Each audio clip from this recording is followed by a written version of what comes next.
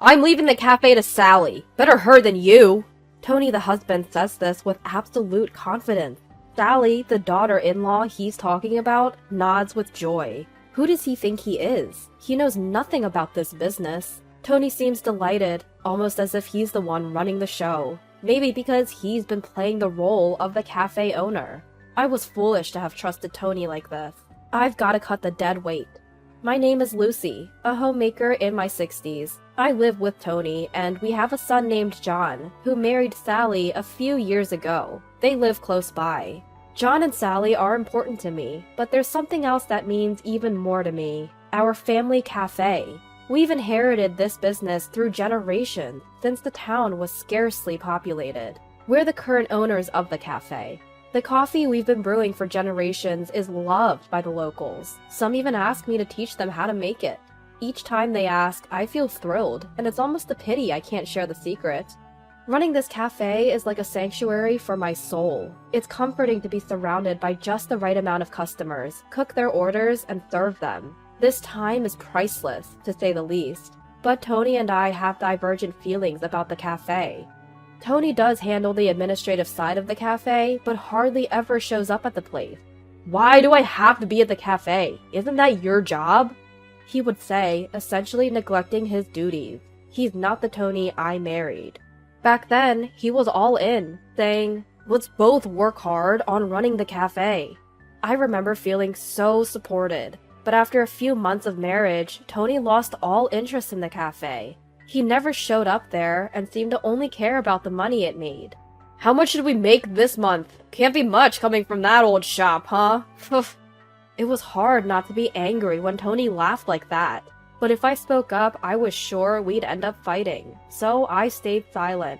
Tony was overly concerned about the cafe's earning, and when he learned how much we made, he tried to pocket it all for himself. The earnings from the cafe are for future expenses. So keep your hands off. Even if I told Tony that, he'd say, it's my shop, so I can take the money if I want to. Stop worrying about small stuff. And he'd take all the profits when I wasn't looking.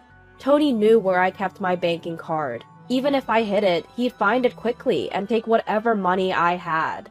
Thanks to this, I had no extra money left. Tony used all the cafe's profits as his play money and lived lavishly. We'll run this business together as husband and wife, he had said, but those words quickly turned into lies. It was unbearably painful. Please, I want us to manage our finances properly, I pleaded with Tony, but he never listened. Who do you think you are, getting all uppity? He'd scoff. My opinion was never heard, and I was forced to endure. Why, despite all my efforts, was I not rewarded? Why was I only met with suffering? No matter how much I thought about it, I couldn't find the answer. The only reason I hadn't given in to despair was because of the cafe. Going to the cafe and working helped me forget all my troubles. If I looked down, customers would notice right away and say, is something wrong? Want to talk about it? Though it was a relationship between the shop owner and customer, those words felt incredibly warm, and it was all I could do to hold back tears. I was resolved to protect this shop at all costs. I'll do whatever I can for this cafe. I swore this from the bottom of my heart, and that vow remains unchanged. To me, this cafe is the most important thing, and my only solace. Yet, relentlessly, the hardships kept coming. There was one more issue I had with Tony. It was how he treated Sally, my daughter-in-law. Sally, do you have enough money? We have some to spare, so don't hesitate to ask. Thank you, Tony. We're good. John is doing his best. Every month, our son and his wife come to visit us at home. John says it's because he worries about us being alone. From the moment John introduced us, Tony took a liking to Sally. He asked about more than just her career, her favorite type of person, hobbies, and how she likes to spend her holidays. I'm so happy someone as wonderful as Sally is marrying John. I hope we can be close, too. Tony was clearly smitten. The way he spoke gave it away. John noticed this and never intentionally let Sally get too close to Tony. Originally, the monthly visits were supposed to be just John. However, Sally insisted. Tony and his family are important to me too, so I want to be involved. As expected, now that Sally came along every month, Tony was overjoyed. Sally, is there anything you want? Our wedding anniversary is coming up, isn't it? Sally, do you have any free days this month? I found a great place, and I'd like to take you there. If someone as beautiful as Sally ran a cafe, customers would be thrilled. The way Tony pressed on made it impossible for Sally to feel comfortable. Really? That's so kind of you. Tony, you're such a nice guy. Sally wasn't helping. She could have simply said no, but instead led Tony on. Once Sally responded positively, Tony didn't hold back. He piled on the transparent compliments and escalated his approach to her. Both John and I felt uncomfortable with Tony's behavior. Above all, John was having a hard time. The woman he chose was getting too close to his father. To give John a breather, we'd sometimes go to a cafe and work together, ignoring Tony's actions. But Tony would nullify all our efforts with his action. That day was also one when our son and his wife would visit. But Tony's demeanor was a bit different today. He frequently looked over at me, a serious expression on his face. "Just a moment, I need to talk to everyone here," Tony announced. His voice was so somber that we all sat down to listen. "I can't take it anymore." Tony began speaking as soon as he opened his mouth. "What can't you take?" John asked, and Tony let it all out. "Lucy's attitude is unbearable. She acts as if she owns the cafe, not letting me manage the profits. Even though I'm the one who owns the cafe, she looks at me as if I'm useless. It hurts me every time I see that. If Lucy doesn't change, I can't go on like this." I was shocked by Tony's words. Why did I have to hear something like that? Wasn't it Tony who walked out on the cafe we decided to run together? I held back my urge to confront him, seeing he still had more to say. Then Tony dropped the bombshell. "I'm giving my cafe to Sally. She's a better choice than you anyway." I blurted out, "What? Why would he make a decision about our joint cafe all on his own? Shouldn't he be consulting me first?" Meanwhile, Sally, who had been named as the new owner, looked thrilled. "I'm honored to take on this role from Tony. Please, come by sometime," she said cheerfully. Observing her composure, I got the full picture. This had been her agenda all along. To steal my precious cafe. That was her goal. Why hadn't I seen this coming sooner? If I had, maybe I could have taken steps to prevent this whole debacle. I was so shocked by their words, I found myself speechless. Why was I being pushed into such a tight corner? What had I done to deserve this? My heart was filled with a strong desire for revenge. I must make them regret this, I thought. And I didn't waste time. As I tried to speak up, saying, "Well, about that," Tony gave me a look as if to say, "Got a problem?" Unfazed, I presented the facts.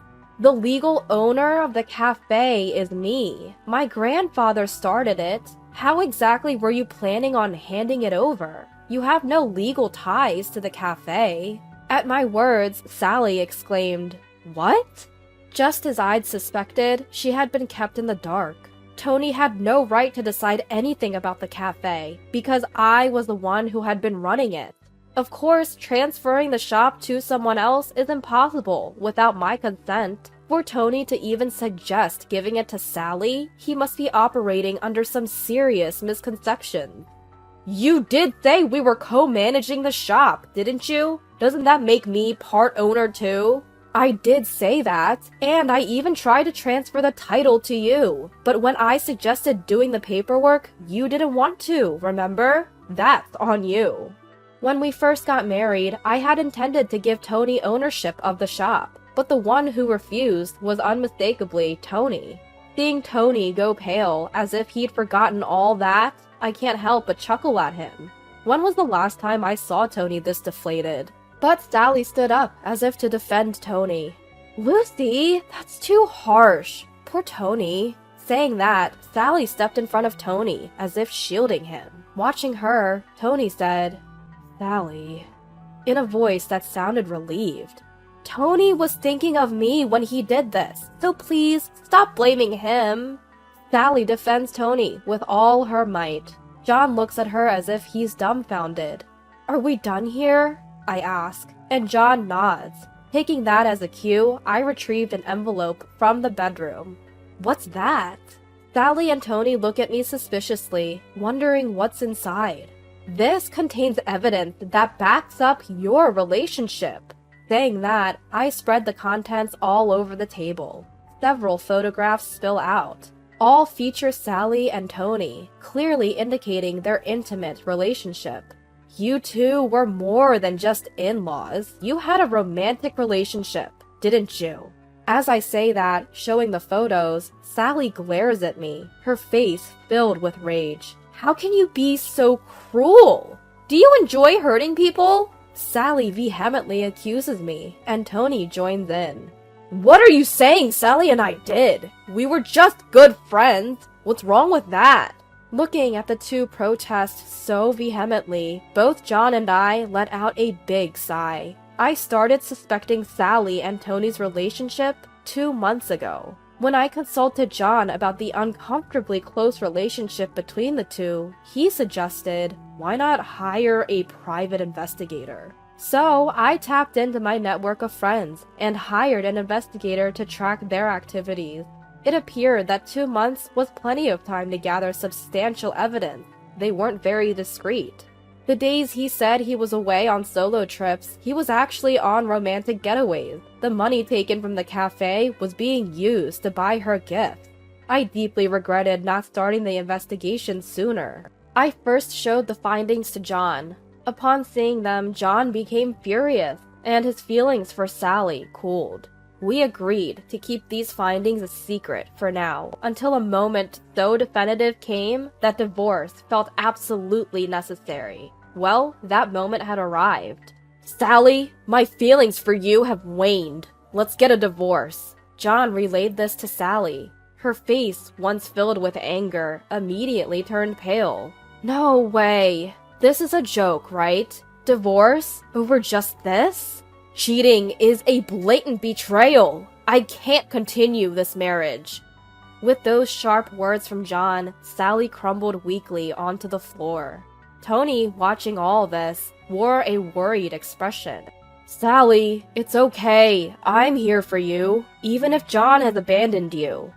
Tony desperately tried to console a devastated Sally. Ignoring Tony, Sally's face continued to pale. But the revenge wasn't over. I had no intention of letting them support each other. "Just so you know, we're getting a divorce too." Upon hearing this, Tony blurted out, "What?" and stared at me. Tony actually depended on me. He couldn't afford to get divorced. He had already quit his job and was living on a pension. Had he saved money while he was working, things would have been different, but spendthrift Tony had no financial cushion. The only reason he'd been getting by was because of the cafe's earnings. Contrary to what he said about it being an old cafe, it's actually one of the most popular spots in town now, bringing in good money. If we divorce, he would lose that income. In short, Tony's life would plunge further into hardship. "Please, don't divorce me! I won't be able to cope! You planned on supporting Sally, right? I can't keep up with a Tony who cheats. My patience isn't endless." I had no obligation to show mercy to Tony, who was getting increasingly desperate. For years, Tony had continually betrayed me. I owed him no favors. That day, I was finally able to let go of the heavy burden named Tony. Though he resisted a lot, the divorce went through. At the same time, my son and his wife were also able to finalize their divorce. Both John and I sued Tony and Sally for alimony, and rightfully so. They'd been cheating. However, both of them resisted paying, claiming they couldn't afford the alimony. Well, that resistance turned out to be futile. Apparently, Tony now lives alone in an old apartment, abandoned by Sally. Sally is young. She probably planned to leverage her beauty and move on. But John wouldn't allow that. As soon as he contacted her parents, they took her back. She's now working her tail off to repay her parents, who covered the alimony. As for Tony, he didn't have the means to pay and ended up in debt. On my end, the reduction in stress significantly elevated my focus on running my cafe. With my newfound financial stability, I renovated the cafe and the atmosphere got rave reviews from customers. Sometimes John comes by and helps out with the business. Despite everything that's happened, John has always stood by me. I want to live the rest of my life with such a kind person as John.